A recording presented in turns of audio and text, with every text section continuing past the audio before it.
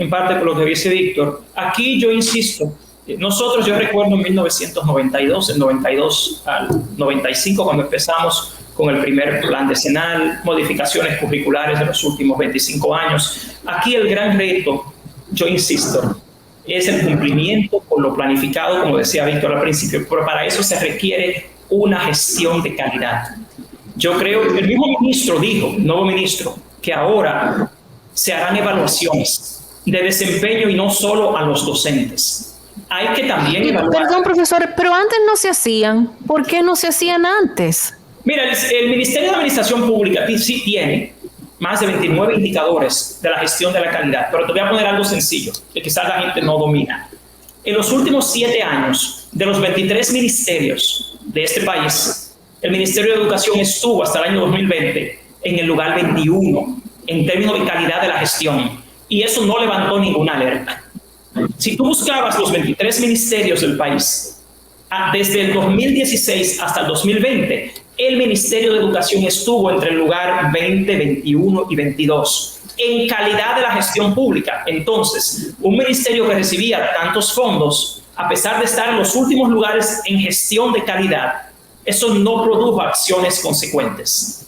De ahí es que viene gran parte de lo que se arrastra, porque eso no es simplemente de esta gestión ni de la anterior. Es un sistema con serios problemas de gestión de la calidad.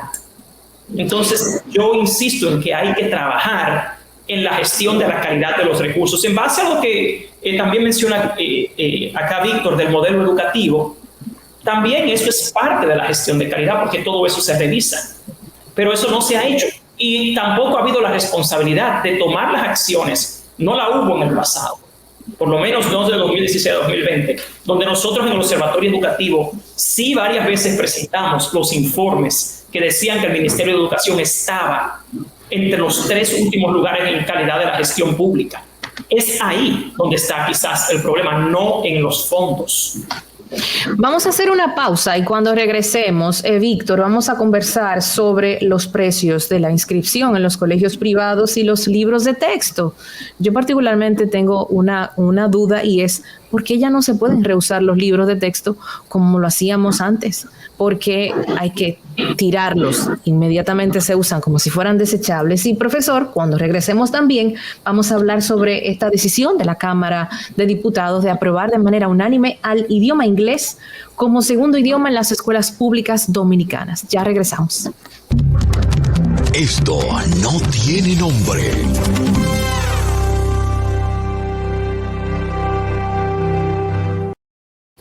Ay, Víctor, te cayó ese lío. Víctor, eso es fuego, un hombre tan tranquilo como tú. No te preocupes.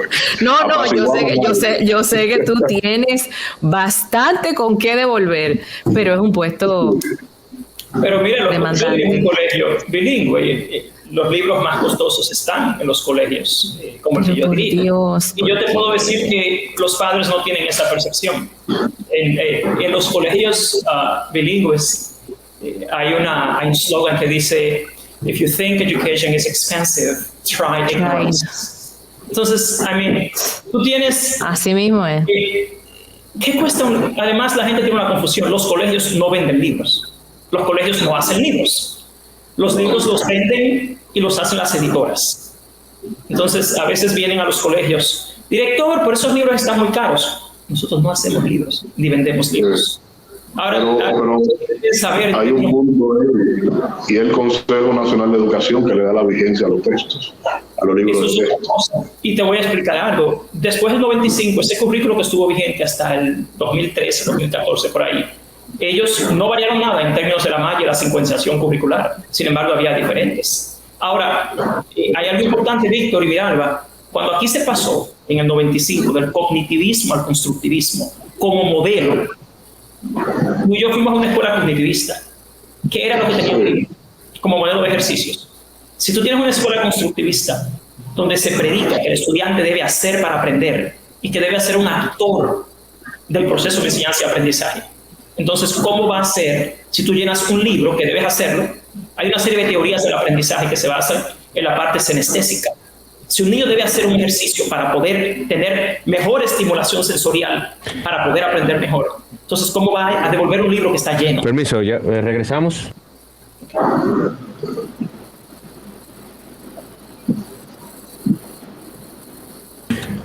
Prevenida Miralba, bumper 5, 4, 3, 2, 1.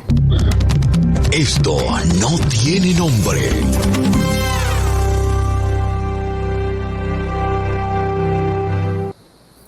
Amigos, ya estamos de regreso con todos ustedes. Seguimos conversando con el señor Víctor Villanueva, director ejecutivo de la Asociación de Instituciones Educativas Privadas, AINEP, y con el profesor Juan Valdés, director del Observatorio Educativo Dominicano. Víctor, nos quedamos.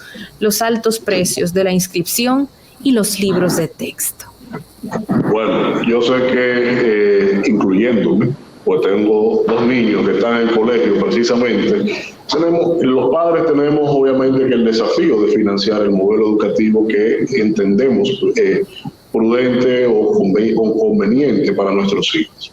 El tema del costo, si tú te fijas, el año pasado, toda la inestabilidad de costo que hubo, lo inflacionario que hubo, y desde septiembre hasta ahora que terminó el año escolar pasado, no hubo variación de los costos de las matrículas de los padres, a pesar de que nadie tenía proyectado que desde noviembre del año pasado hasta la fecha iban a haber tantas alzas escalonadas, por ejemplo, como la electricidad. Hubo un servicio esencial para tú tener un plantel en funcionamiento.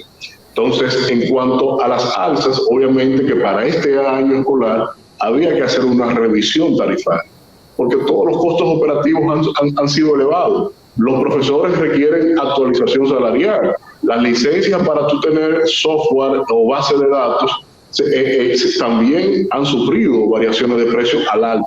Entonces, en esa medida, obviamente que los colegios tienen que traspasar hacia la fuente de sus ingresos, que son las matrículas, los costos operativos, porque de eso que se trata nuestros servicios que se dan. Ahora, en cuanto al debate de que si son proporcional o no son desproporcional, bueno, por suerte el Banco Central nos mide como subsector cuál es la inflación que corresponde esencialmente a esto, y hay que ver también en cuanto a los otros costos operativos cómo inciden, cómo lo mide el propio Banco Central para dar un dato, una fuente, digamos, objetiva en función a la revisión de las tarifas.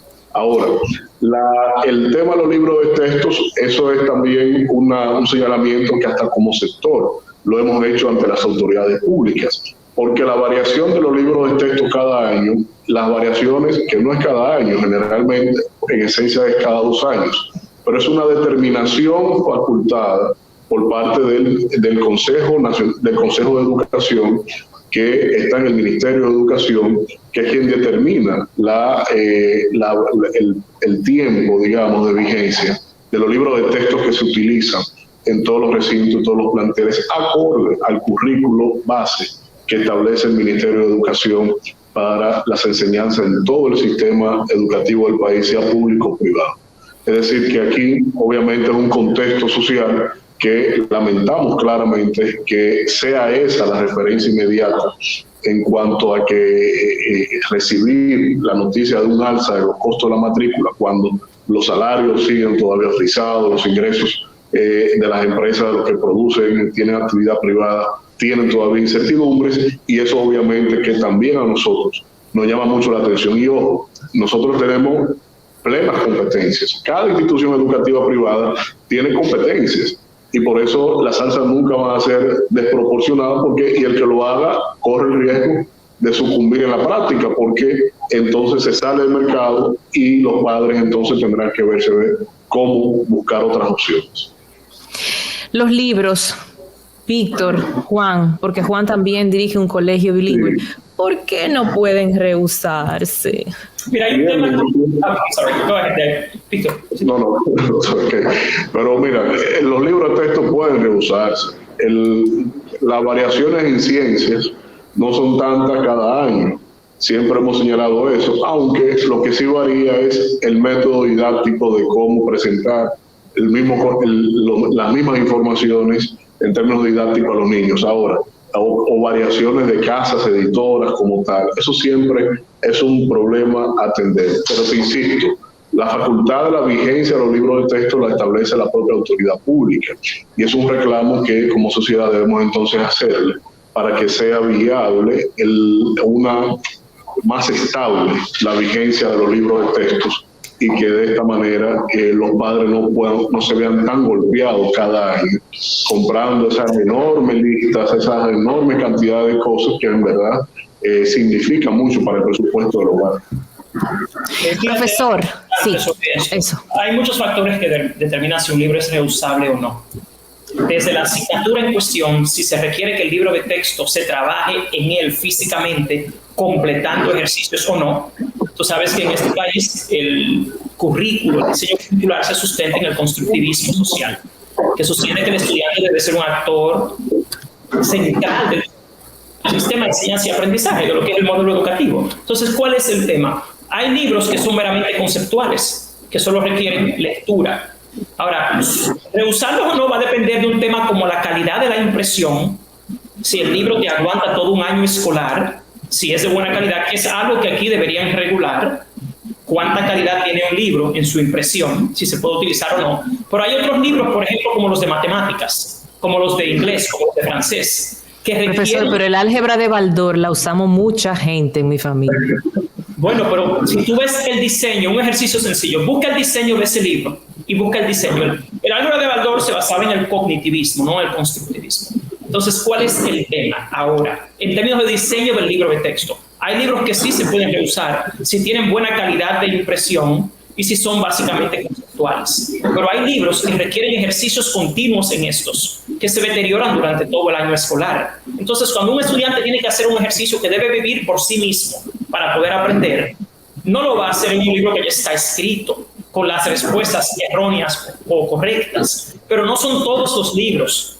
Eso depende de la asignatura y depende del contenido en sí del material. Por eso tú tienes razón en algo muy importante. Yo sí apelaría a revisar la calidad hasta del papel y la encuadernación de estos libros, porque muchos al final del año escolar están destruidos.